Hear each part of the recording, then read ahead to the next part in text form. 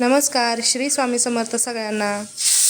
आज आहे दीप अमावस्या आणि दीप अमावस्येच्या दिवशी घरातील दिव्यांची पूजा करण्याची सुंदर परंपरा आहे।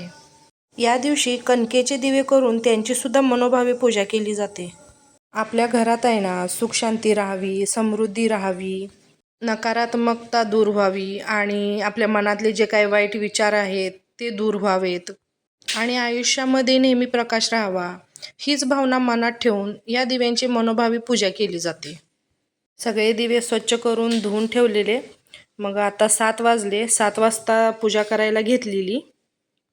ती छान अशी पूजा करून झाली। थोड्याफार माझ्याकडे थोड्या तेलाचे दिवे लावले आणि थोड्या मी करून ठेवलेल्या तुपाच्या वाती, फुलवाती, तर त्याही लावून घेतल्या।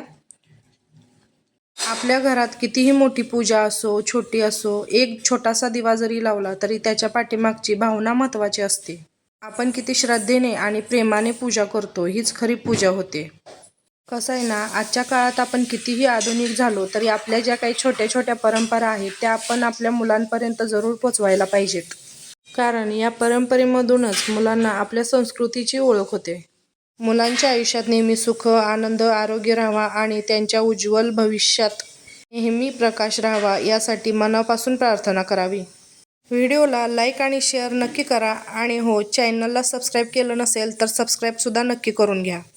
दिव्यांची पूजा करून झाली, आरतीही करून झाली आणि एक कणकेचा दिवा बाहेर चौकटीत दरवाजाच्या बाहेर पितरांच्या नावाने एक लावून ठेवायचा।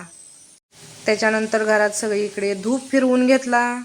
देवाकडे आहे ना, मोठं काही मागण्यापेक्षा आपल्या घरातील माणसं सुखी आणि निरोगी राहावीत, हीच एवढी प्रार्थना पुरेशी आहे।